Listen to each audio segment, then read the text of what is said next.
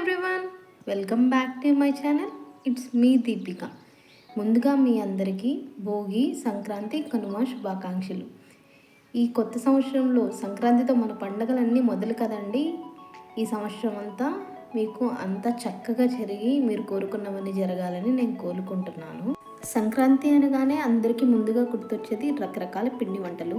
మేమైతే ఈసారి కారాలు అంటే కార చుట్లు అంటామండి మా సైడు. కొంతమంది జంతికలు అని కూడా అంటారు. తర్వాత అత్తరాసలు అంటాము, కొన్ని సైడ్లు అరిసెలు అంటారు. సో వాటికి సంబంధించిన ప్రిపరేషన్స్ చేస్తున్నారు మా అత్త. కొన్ని బియ్యం, మినపప్పు, శనగపప్పు, తర్వాత కొన్ని మంచి పప్పులు ఇవన్నీ వేపుకొని పక్కన పెట్టుకున్నారండి. అవి కొద్దిగా చల్లార్చిన తర్వాత వాటిని పిండి పట్టించుకోవాలి. సో ఈ పిండితో మనం జంతికలు, కార చుట్లు అనుకున్నట్లు చేసుకోవచ్చు. అరిసెల కోసం బియ్యం కొద్దిగా నానబెట్టి వాటిని ఆరబెట్టుకోవాలండి. ఇవంతా ప్రిపరేషన్ ముందు చేసి పెట్టుకోవాలి, ఎందుకంటే మనకి అన్నీ ఒకేసారి అంటే కష్టంగా ఉంటుంది. అరిసెలకు మాత్రం అప్పుడప్పుడే బియ్యం ఆరేసుకొని వాటిని పిండి పట్టుకోవాలండి.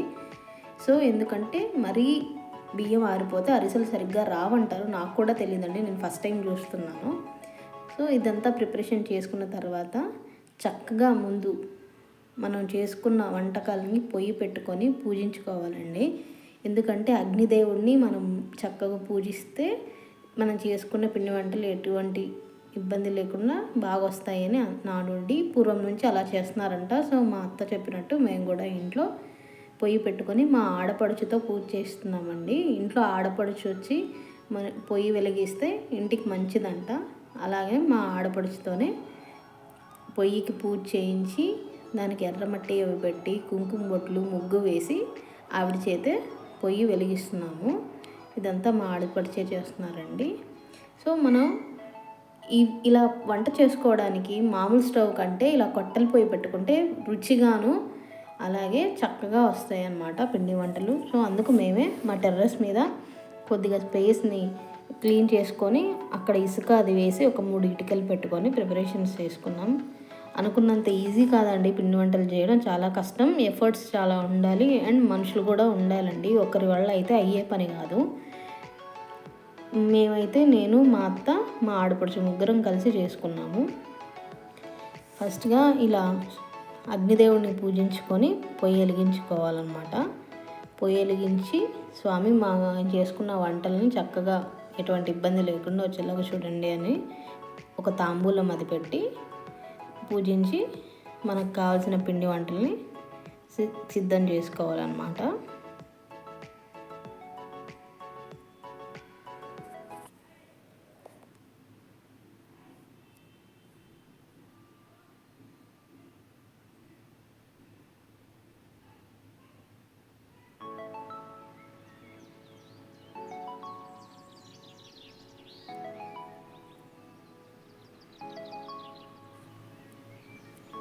ముందుగా ఒక గిన్నె పెట్టుకొని అందులో బెల్లం వేసి కొన్ని నీరు పోసి అది పాకం వచ్చేలాగా దాన్ని చూడాలన్నమాట.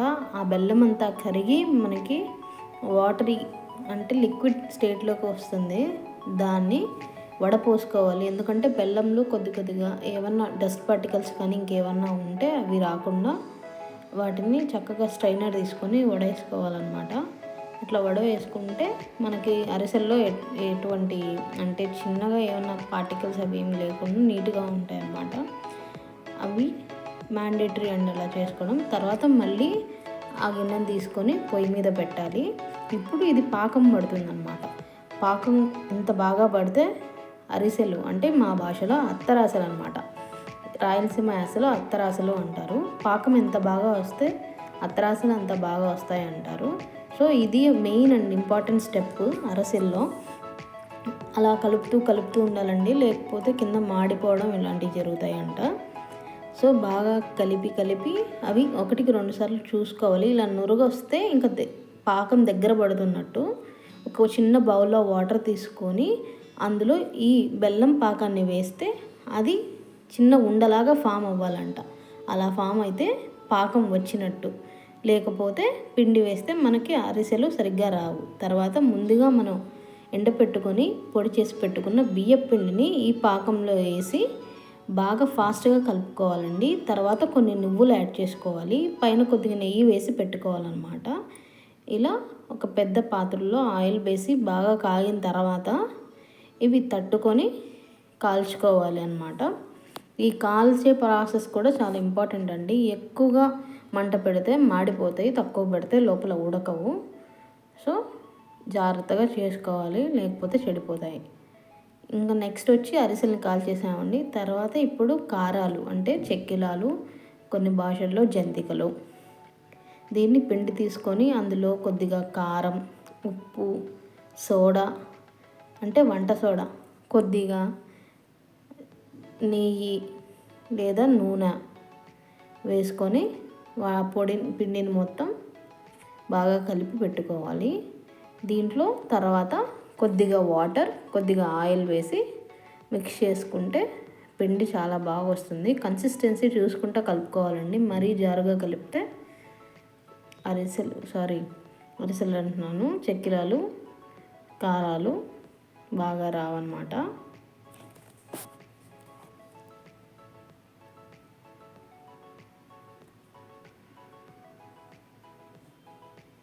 సో ఇలా పిండిని రెడీ చేసి పెట్టుకొని మళ్ళీ ఆయిల్ పోసుకొని ఆయిల్ బాగా కాలిన తర్వాత వీటిని అలా ఆ షేప్లో పిండుకోవాలండి. దాన్ని